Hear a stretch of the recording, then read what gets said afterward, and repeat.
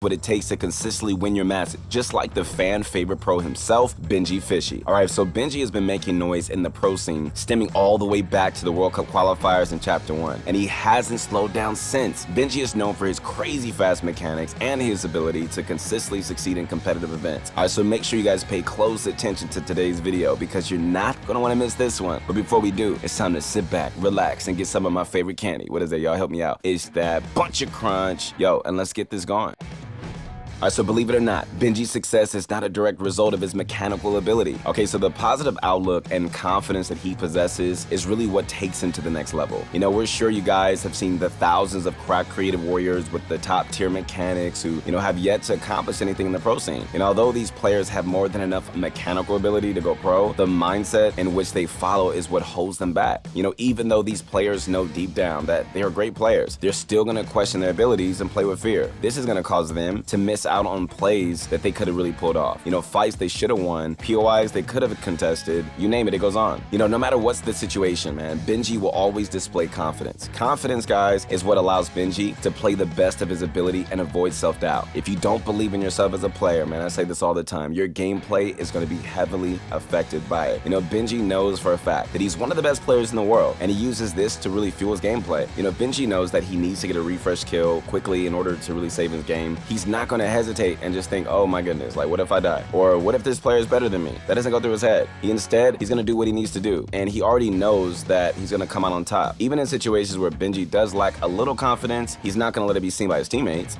Teammates really play off the chemistry and your energy. So if one player is clearly nervous, it's likely that the others are gonna feel the same way. All right, so aside from confidence, you've probably noticed that Benji is extremely humble and overall just a positive guy. A lot of people seem to believe that being cocky means you're confident, and while that may be somewhat kinda like a little true, in reality, man, cockiness is gonna oftentimes cause you to overstep your boundaries. Your perception of your abilities as a player can become like kind of disconnected, right? And it can really cause you to make dumb plays you really aren't equipped for. You think you're better than what you really are. So you can still display confidence while being humble, and Benji is a perfect example of this. Benji knows that he doesn't need to prove himself to anybody. Like his gameplay and accomplishment, they speak for themselves. And he knows that bragging to others isn't simply, necessary. And on top of this, Benji maintains an optimistic outlook on the game and life in general, really. He knows that surrounding himself with positive energy is going to assist him with achieving his goals and just really bettering himself, not only as a player, but as a person in his life. It may sound silly to a lot of you guys, but your mindset matters much more than you think, especially when it comes to being a successful Fortnite player. I tell people all the time, man, if you are always expecting the worst outcome and constantly surrounding yourself with negative thoughts, those thoughts are going to be your reality. And if you replace these negative thoughts with positive ones, I'm telling you right now, I promise you guys, you're going to see improvement in your gameplay. Your mindset matters in everything. That is why I'm your motivation guy.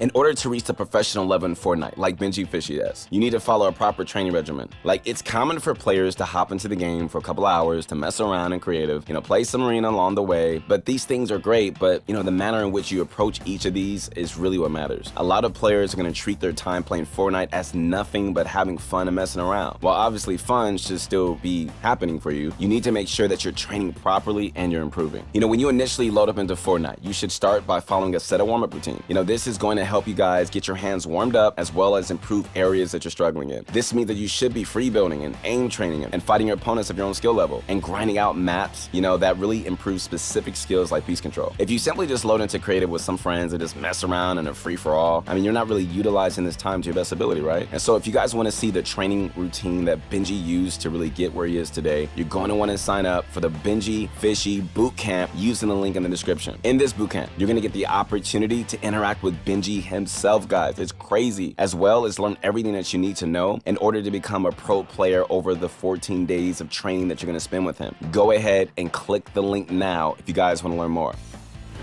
Alright, so just like with creative, you need to be making the most out of your time playing arena. Of course, there are times where you should relax and have fun with friends in your games, but if you guys want to improve your in-game fighting skills, you should be using arena as a way to improve team chemistry and fighting strategies. Since arena fights are just pretty similar to those of Cash Cups or other tournaments, the way in which you treat arena is going to heavily reflect in your tournament games. In contrast to popular belief, pro players don't hop on the game and just play scrims all day.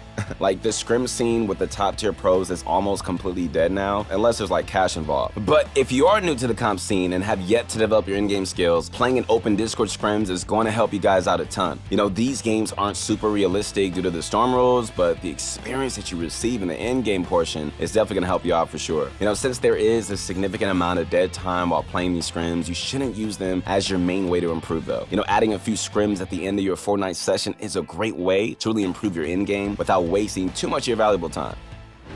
Alright guys, so if you paid any attention to Benji's gameplay, I mean, you definitely notice how gifted of a fighter he is. You know, his mechanics are just lightning fast, and his aim is extremely consistent. This allows him to win practically any fight he decides to take, and makes securing refreshes in the in-game a piece of cake. I mean, obviously, we're not expecting you guys to reach the same level of fighting Benji's at right now, obviously, but, you know, you need to make sure that your fighting abilities are the best they can be. This means that you need to be constantly watching pro players stream and just videos to really pick up any new strategies that they might be using and just overall, you know, just mimic their gameplay. You know, the pros are successful for a reason, so copying what they can do, I mean, it's really gonna help you improve fast. Aside from learning from, you know, pro players, just spending solid amount of time in creative, fighting players of your skill level or higher, it's gonna allow you to also improve quickly. You know, in creative, you're gonna get rapid pace fighting practice that you would never be able to get in a real match. So in these fights, you're gonna be able to learn from the mistakes that you're making and be able to immediately fix them in real time. Being able to consistently win your fights is gonna give you guys a much better chance of winning your games, and it's gonna allow you to overall score more points in competitive events. So make sure you guys get to grinding. All right, Butch Chris Army, it's time for the question of the day. Would you prefer to really play with someone who is amazing at fighting or someone who has insane game sense? You know, both of these options can really be great, so just let us know what you guys think down in the comments down below.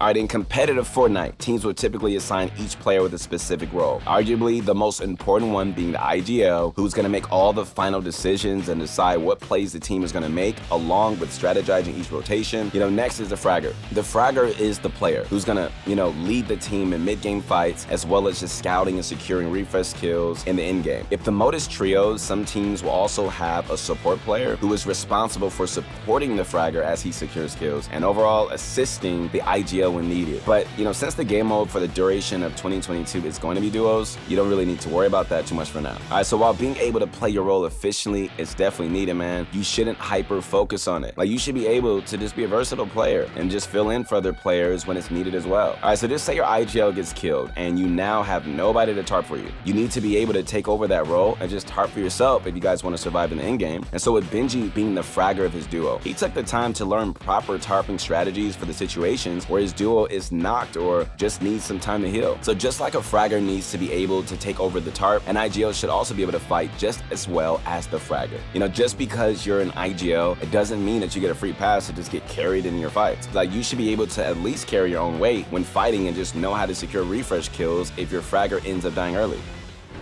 But you guys, tell me where you at. Your motivation guy is back. Your friend, the one and only Keith Allen. Listen, I hope you guys enjoyed the video. Make sure to like it, subscribe to the channel. Also, feel free to leave a comment and just let us know if there's anything that you would be interested in learning more about. You know, being able to consistently win your matches like Benji is definitely difficult, but with the proper training, you can definitely make it happen. Listen, I'll see you guys in the next one. Once again, this is Keith Allen. Connect with me on my Instagram at Your Motivation Guy. I'll see you soon.